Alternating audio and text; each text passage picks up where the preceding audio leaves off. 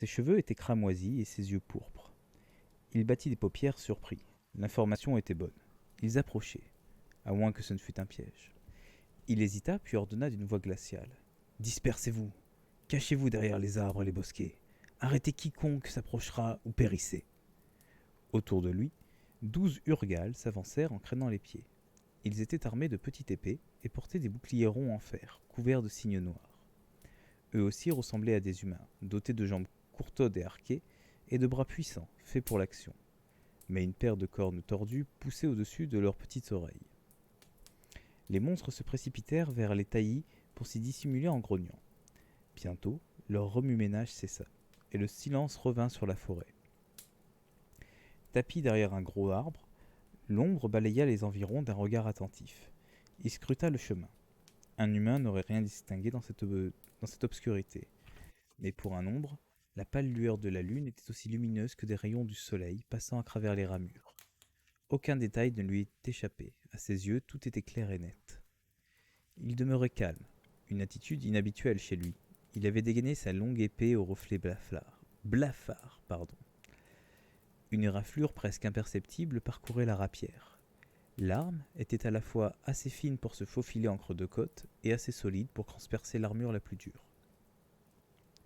Les Urgals n'avaient pas une aussi bonne vue que l'ombre. Ils progressaient à tâtons, se servant de leur épée comme des aveugles se fussent servis de leur canne. Le ululement strident d'une chouette s'éleva, brisant le silence. La tension monta d'un cran, le temps que l'oiseau s'éloigna. Puis la nuit froide fit frissonner les monstres. L'un d'eux posa sa lourde botte sur une brindille. Furieux, l'ombre siffla, et les Urgals s'immobilisèrent. L'ombre réprima le dégoût qui lui inspirait. Il dégageait des relents de viande pourrie et se détourna. C'étaient des instruments, rien de plus. Des minutes passèrent, devenant des heures. L'odeur de ceux qui l'attendaient avait dû les précéder largement. L'ombre s'efforça de maîtriser son impatience. Il ne laissa pas les Urgals se reposer ou se réchauffer, et il ne s'accorda pas davantage ce luxe. Il resta derrière son arbre, ne quittant pas le sentier des yeux. Un nouveau coup de vent secoua la forêt. L'odeur était plus forte cette fois. Très excité, il retroussa un peu sa lèvre supérieure et gronda. « Tenez-vous prêt » murmura-t-il. Son corps vibrait de la tête aux pieds. La pointe de son épée décrivait de petits cercles. Il lui avait fallu tant manigancer et tant souffrir pour en arriver là. Ce n'était pas le moment de craquer. Les yeux des Urgals brillèrent sous leurs épais sourcils. Ils serrèrent plus fort leurs armes. Non loin, l'ombre entendit un tintement. Quelque chose de dur avait heurté un gravillon.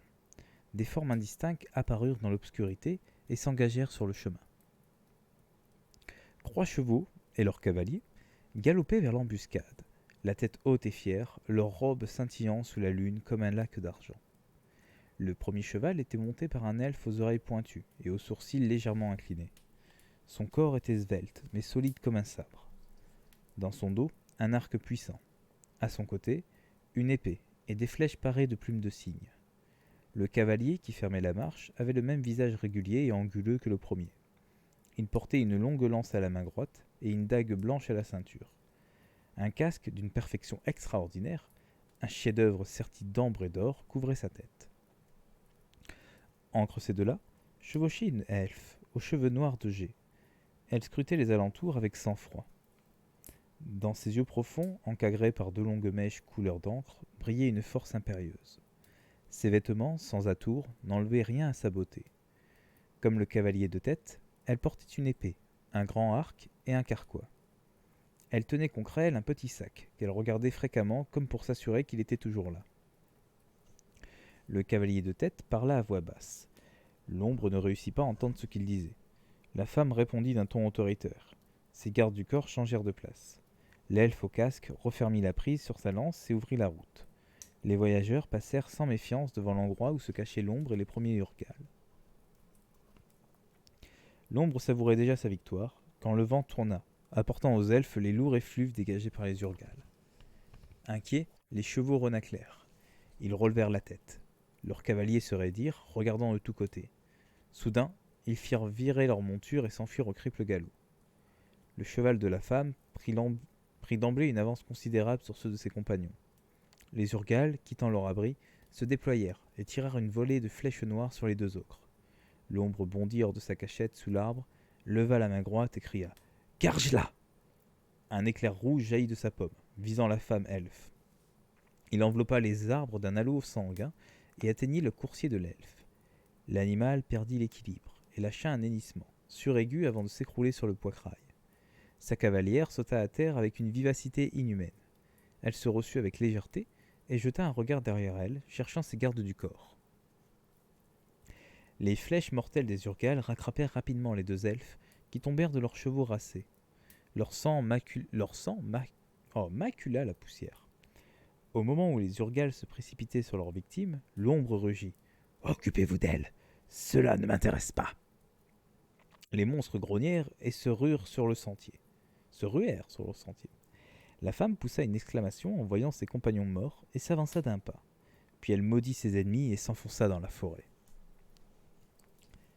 Tandis que les Urgals battaient les bois, l'ombre grimpa sur un grand bloc de granit qui dominait la cime des arbres.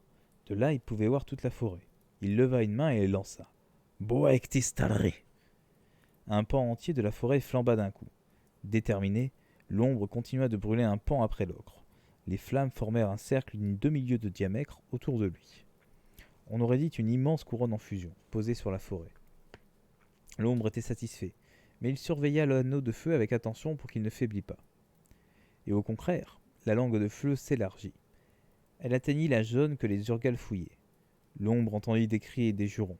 À travers les arbres, il vit croix de ses tueurs tombés, mortellement blessés. Il jeta un œil vers l'elfe, qui tentait toujours d'échapper à ses poursuivants. Elle filait vers le bloc de granit à une vitesse hallucinante.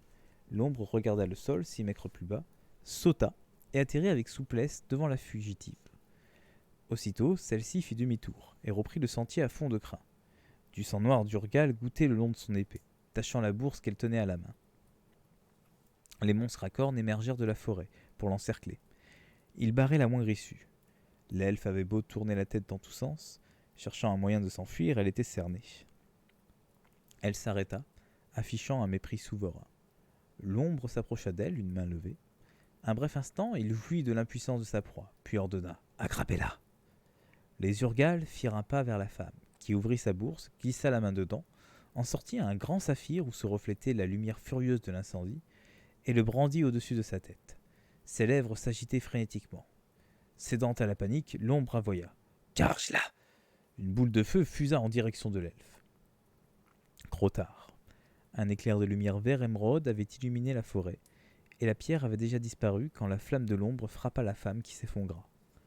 Dans un hurlement de rage, l'ombre jeta son épée contre un arbre. La lame se planta dans le tronc et vibra un moment avant de s'immobiliser. 9 boules d'énergie jaillirent alors de la paume de l'ombre. Les Urgals périrent sur le champ.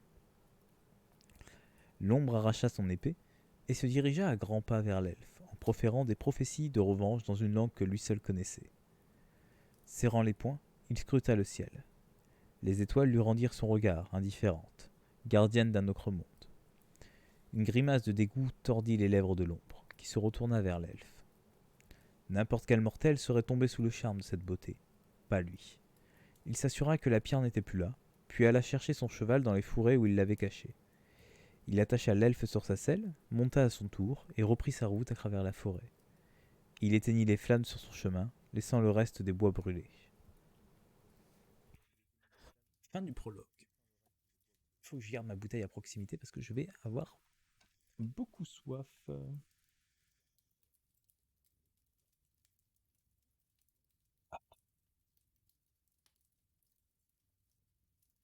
La découverte.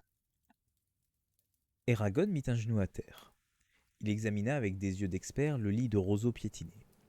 Observant les traces laissées par l'animal, le garçon déduisit que sa proie était passée par là une demi-heure plus tôt, qu'elle était de petite taille et qu'elle boitait de la patte avant droite. Il ne devrait pas tarder à lui tomber dessus. Cependant, elle avait réussi à rester avec son croupeau jusque-là, ce qui témoignait d'une belle endurance. Eragon était stupéfait qu'elle n'ait pas encore été dévorée par un loup ou par un ours.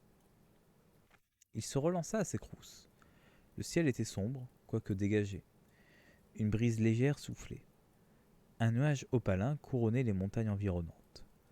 Entre les pics, filtrait la lueur rougeoyante qui nimbait la pleine lune. Des torrents coulaient le long des parois, fruits de la fonte des glaciers majestueux et des sommets enneigés qui scintillaient dans la pénombre. Un brouillard mélancolique s'étendait dans la vallée. Il était si épais qu'on ne voyait presque pas le sol. Eragon était habitué à ces conditions climatiques. Il connaissait les aléas de la chasse sur le bout des doigts. Il avait 15 ans. Dans 12 mois, il intégrait l'âge d'homme. Oh là là. Des sourcils foncés surmontaient ses yeux marrons, au regard intense. Ses habits étaient usés par le travail. À sa ceinture pendait un couteau de chasse à poignée d'os. Une peau de daim protégée de l'humidité, un arc en bois d'if et un carquois. Un sac à armature de bois complétait son attirail. La craque avait entraîné Eragon sur la crête, une chaîne de montagnes sauvages qui bordait l'Alagaësia à l'ouest. On colportait d'étranges légendes sur ces contrées, d'où descendaient parfois des hommes bizarres, d'allure peu engageante. Pourtant, Eragon n'avait pas peur de s'aventurer sur la crête. Il était le seul chasseur de la région de Carvajal à oser poursuivre le gibier jusque dans les recoins escarpés de cette montagne. Mais cette fois-là, il en était à sa 3e nuit de chasse et avait déjà englouti la moitié de ses provisions. S'il ne rattrapait pas la biche, il devrait rentrer chez lui les mains vides. Or, à la maison, on avait besoin de viande, et vite. L'hiver approchait à grands pas, et il n'avait pas les moyens d'acheter au village de quoi subsister. Debout dans la lueur sangrée de la lune, Eragon était confiant. Il se dirigea vers un vallon niché dans la forêt, convaincu que la biche et ses congénères s'y étaient réfugiés. Les cimes des arbres empêchaient de voir le ciel et projetaient sur le sol des ombres plumetées. Le garçon ne regardait plus que de temps en temps les crasses laissées par sa proie. Il savait où aller. Une fois dans la cuvette, croix-flèche dans la main droite et croisette dans la main gauche, il banda son arc d'un geste sûr et encocha une flèche. Sous le halo lunaire se dessinait une vingtaine de silhouettes en crin de pècre. La biche que convoitait Eragon s'était détachée du troupeau. Sa patte avant blessée était tendue dans une position curieuse. Le chasseur s'approcha lentement, prêt à tirer. Il allait vivre l'aboutissement de 3 jours de quête. Il inspira une dernière fois à fond, et une explosion croua la nuit. La harde déguerpit. Eragon bondit en avant dans l'herbe haute, tandis qu'un vent torride lui frôlait la joue. Il s'arrêta pour décocher sa flèche vers la biche en fuite. Celle-ci fit un brusque écart, et le cret manqua sa cible d'un doigt, avant de se perdre dans la pénombre en sifflant. Eragon jura, pivota, encocha d'instinct une autre flèche derrière lui, là où la biche s'était tenue un instant plus tôt. Il y avait un vaste cercle carbonisé. La plupart des pins avaient perdu leurs aiguilles. Autour, l'herbe était aplatie. Des volutes de fumée s'élevaient dans l'air, exhalant une odeur de brûlé. Au centre du cercle était posée une pierre bleue polie. Une brume sinueuse flottait sur l'endroit. Des fumerolles paraissaient sortir de la pierre. Eragon se figea un long moment, les sens en alerte. Mais, alentour, tout était immobile. Seule la brume se déplaçait pesamment. Le chasseur relâcha son arc et s'approcha avec précaution. Sous la lune, son ombre pâle s'arrêta devant la pierre. Prudent, il la toucha du bout de sa flèche et sauta en arrière pour voir ce qui allait arriver. Il ne se passa rien, alors, d'une main décidée, il s'en empara. Aucune pierre n'était naturellement aussi bien polie que celle-ci. Sur la surface bleu foncé sans défaut, de petites veinures blanches dessinaient comme une toile d'araignée. La pierre était froide et lisse sous les doigts du garçon, telle de la soie rigide. De forme ovale, elle devait mesurer une trentaine de centimètres et semblait curieusement légère pour un spécimen de cette dimension. Eragon la trouvait à la fois magnifique et inquiétante. D'où venait-elle ? Comment était-elle arrivée ici ? Une pensée encore plus troublante l'effleura. La pierre s'était-elle retrouvée là par hasard, ou exprès pour qu'il la découvrît ? Des histoires de temps jadis, il avait appris au moins une chose. Il ne fallait jamais traiter la magie, ni ceux qui s'en servaient, à la légère, même si elle ne se manifestait que sous l'apparence d'une pierre. Bref, qu'allait-il en faire ? Et pourquoi s'en encombrer ? Il n'était pas exclu qu'elle fût dangereuse. Eragon songea à la laisser sur place. Cela vaudrait peut-être mieux. Et peut-être pas. Une vague d'hésitation le submergea. Il faillit jeter la gemme par terre. Au dernier moment, il haussa les épaules et choisit de la garder. Avec un peu de chance, elle lui permettrait d'acheter de quoi manger. Aussi, se résolut-il à la glisser dans son sac. Le vallon étant Le vallon étant trop exposé, Eragon retourna dans la forêt pour y passer la nuit en sécurité. Il installa sa couche sous les racines d'un arbre mort, mangea du pain et du fromage, puis il s'enroula dans ses couvertures en tournant et retournant dans sa tête ce qui venait de lui arriver. Donc là, c'est fin du chapitre au passage. Donc là, on résume quand même le gamin. Il a trouvé un caillou magique et il dort dans la forêt, tout seul, sans faire de feu.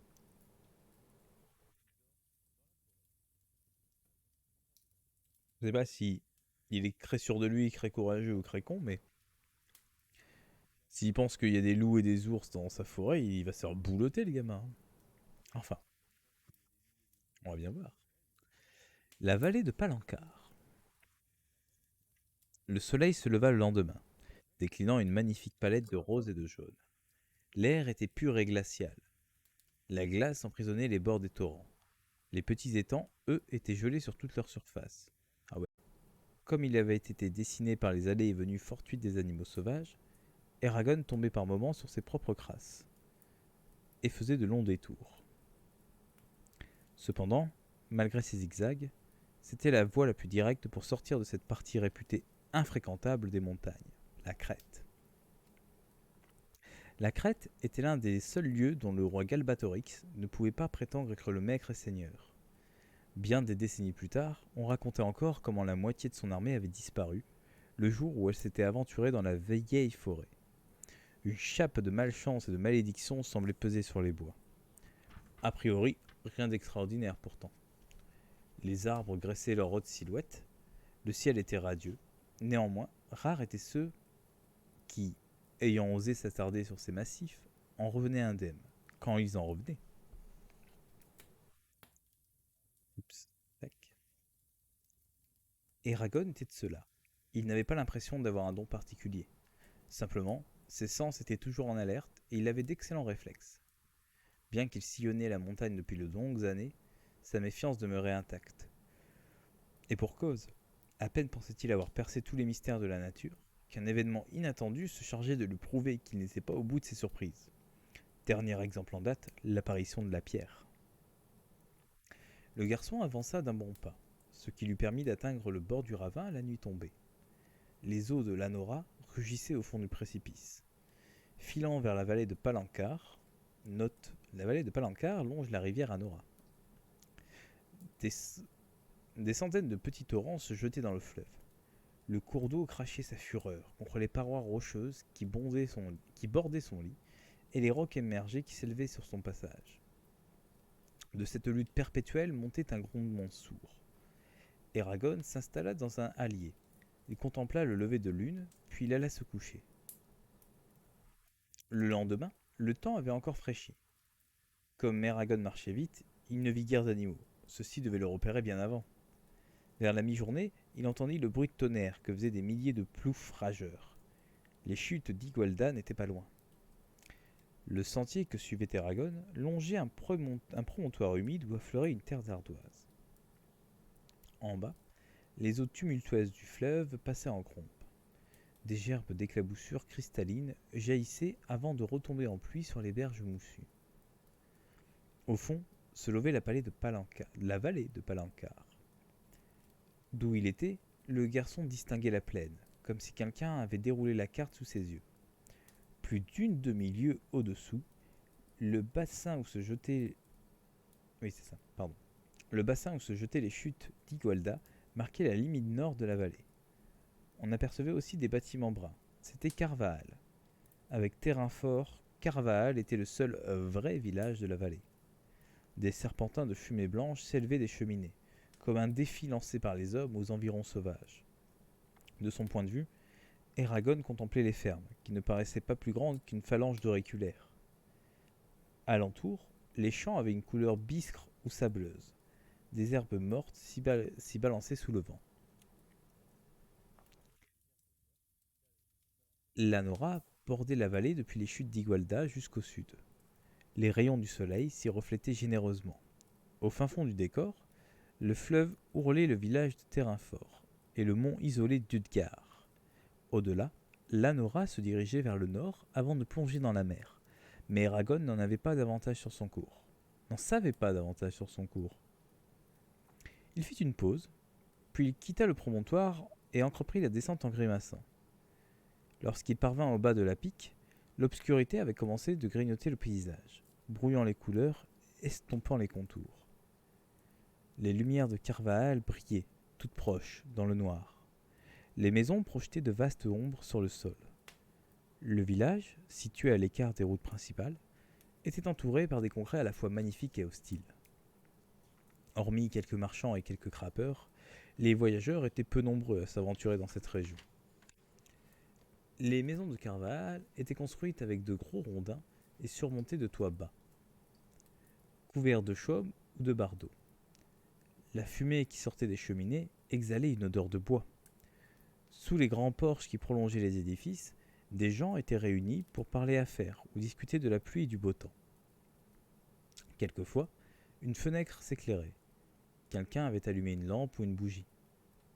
Eragon entendit les hommes bavarder à voix haute dans le soir tombant, tandis que des femmes erraient à la recherche de leur époux pour leur rappeler que, lorsque le dîner est prêt, l'heure c'est l'heure. Le garçon se dirigea vers la boucherie. C'était une échoppe de taille respectable, faite de solides madriers. Sa cheminée crachait un nuage noir. Eragon ouvrit la porte.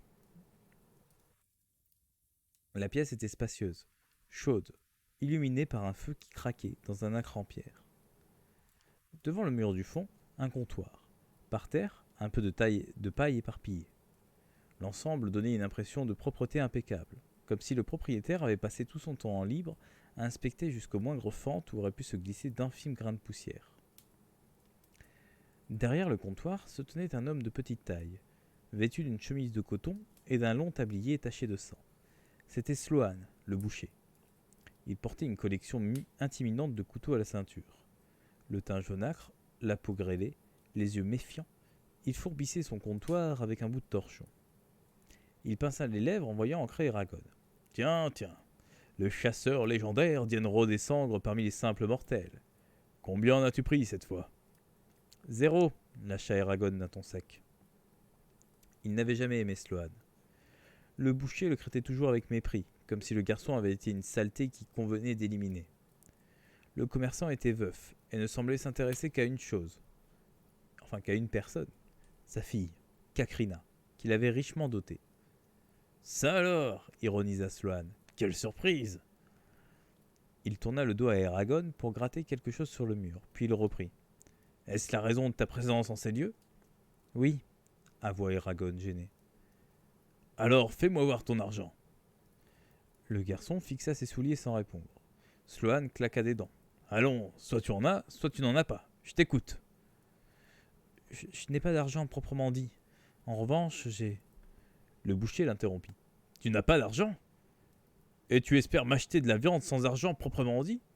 Tu connais beaucoup de commerçants qui te donneront à manger gratuitement ? Cours les voir, mon ami. Tu t'imagines que moi, je suis du genre à offrir mes marchandises. De toute façon, il est tard. Reviens demain avec de l'argent. Sors d'ici, je ferme. » Eragon le fixa droit dans les yeux. Je ne peux pas attendre jusqu'à demain, Sloan. Mais tu ne perdras pas ton temps avec moi, crois-moi. J'ai trouvé quelque chose pour te payer. D'un geste solennel, il sortit la pierre de son sac et la posa avec précaution sur le comptoir constellé de coups de hachoir. La lueur des flammes mouvantes de l'âcre se refléta sur la gemme. « Crouvez, grogna Sloan en se penchant, la mine intéressée. « Mais David, tu l'as plutôt volé. » Eragon décida d'ignorer la pique pour demander. « Ça te convient ?» Le boucher s'empara de l'objet et le soupesa. Il fit courir ses mains sur la surface polie, inspectant minutieusement les vénules blanches. « C'est pas mal, mais combien ça vaut ?»« Je ne sais pas, » reconnut Eragon. Cela dit, personne ne se serait donné la peine de tailler cette pierre si elle n'avait pas été précieuse. « Sans doute. Mais combien ça vaut ?» répéta Sloan. « Puisque tu ne le sais pas, je te conseille de poser la question à un marchand. Ou alors d'accepter mon offre. Je te l'achète 3 couronnes. 3 couronnes? C'est du vol. Ça en vaut au moins 30. Et avec 3 couronnes, je n'aurais même pas de quoi acheter de la viande pour une semaine, pensa Eragon. Sloan haussa les épaules. Comme tu voudras. Je croyais que tu ne savais pas combien ça valait. Mais peu importe, reprends ta pierre. Tu n'auras qu'à la montrer aux négociants. Personnellement, j'en ai assez de cette conversation. Les négociants dont parlait Sloan étaient un groupe de marchands et de baladins nomades qui venaient à Carvajal au printemps et en hiver. Ils achetaient le surplus de tout ce que les habitants du village avaient réussi à faire pousser ou à confectionner. En contrepartie, ils leur vendaient ce qui leur était nécessaire pour l'année à venir. Des semences, des animaux, des tissus et des provisions diverses comme du sel et du sucre. Eragon ne voulait pas les attendre. Impossible de savoir avec précision quand ils arriveraient. Et c'est maintenant qu'on avait besoin de viande, chez lui. Très bien, j'accepte, lâcha-t-il. Parfait, je vais aller te chercher ta viande. À propos, ça n'a pas d'importance, mais où as-tu trouvé ta pierre? Il y a 2 nuits de cela, j'étais sur la crête quand. Va-t'en s'écria Sloan en repoussant la pierre. Il donna un violent coup de poing sur le comptoir et se mit à y gratter une vieille tache de sang avec un couteau. Pourquoi souffla Eragon. Il serra la pierre contre lui, comme pour la protéger de la colère de Sloan. Je ne croquerai rien contre ce que tu rapporteras de ces montagnes maudites. Va au diable avec ta pierre ensorcelée. La main du boucher dérapa. L'homme s'entailla un doigt sans paraître s'en apercevoir. Il continua de frotter tout en laissant goûter son sang frais sur la lame. Vous, vous ne voulez plus me vendre votre viande insista Eragon. Non, tant que tu n'auras pas de la bonne monnaie sonnante et crébuchante à me proposer, pas question. Et maintenant, déguerpille avant que je ne te mette dehors. La porte de la boutique s'ouvrit à la volée. Eragon se retourna, prêt à affronter de nouveaux adversaires.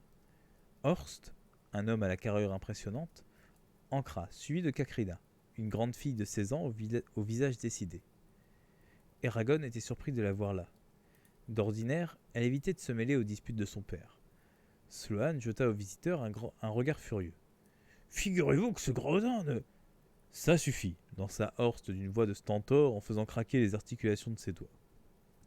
C'était le forgeron de Carvajal. On le devinait à son cou puissant et à son tablier de cuir fatigué.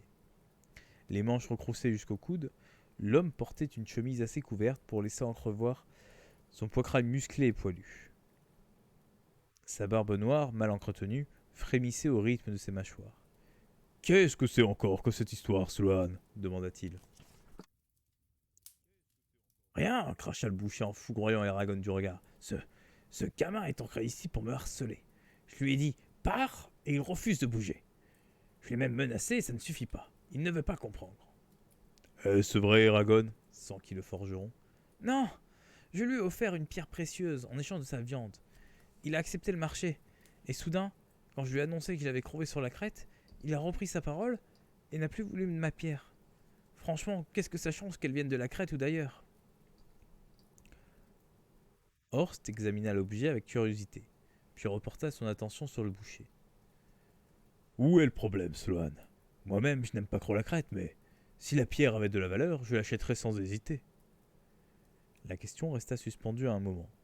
Puis le boucher s'humecta les lèvres et grogna. Ici, c'est ma boutique. Je fais ce que je veux. Kakrina s'avança. Enveloppée dans un halo de cheveux au burn, on aurait dit une rivière de cuivre étincelant. Père, Eragon veut payer. Donne-lui la viande et allons souper. Sloan plissa les yeux, ce qui n'était jamais bon signe chez lui. Ancre à la maison. Cette histoire ne te regarde pas. Allez, rentre. Le visage de Kakrina se durcit. Puis la jeune fille sortit de la pièce d'un pas raide. Eragon grimaça sans oser intervenir. Horst passa une main dans sa barbe, lança un regard désapprobateur à Sloan et dit au garçon d'une voix qui résonnait dans la pièce. Très bien. Moi, cette pierre m'intéresse. Quelle as-tu acheté? Tout ce que je pouvais. Horst sortit une bourse de sa poche et compta ses pièces. Donne-lui tes plus beaux rôtis et tes meilleurs morceaux, ordonna-t-il au boucher, remplis-en son sac.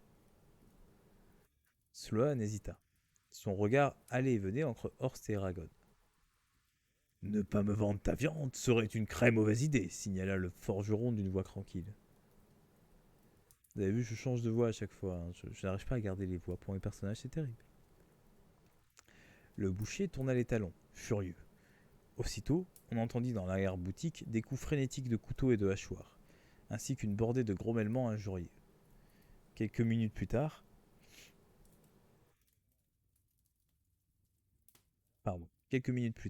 l'homme réapparut avec un gros paquet de viande. Son visage était impassible quand il encaissa l'argent de Horst. Ensuite, il entreprit sans mot dire de nettoyer le couteau qu'il avait à la main, comme s'il avait été seul dans la boutique. Le forgeron attrapa la viande et s'en alla. Eragon courut après lui, avec ses affaires et sa pierre. L'air glacé de la nuit leur frappa le visage, rafraîchissant après l'atmosphère surchauffée de la boucherie. Merci, Horst. Oncle Garot sera content. Le forgeron eut un petit rire. Ah, ne me remercie pas. Voilà longtemps que j'en rêvais. Sloan est un petit vicieux qui cherche les ennuis. Une saine humiliation lui fera le plus grand bien. Comment avez-vous su que... Attendez, c'est pas ça, c'est... Kakrina. Non, bon, on va garder ça. Kakrina avait entendu votre discussion à tous les deux. Elle est allée me chercher. Il était temps que j'arrive, vous en seriez venu aux mains. Malheureusement, je pense qu'il refusera de vous servir, toi et les tiens, quand vous retournerez dans sa boutique. Même avec des couronnes sonnantes et trébuchantes.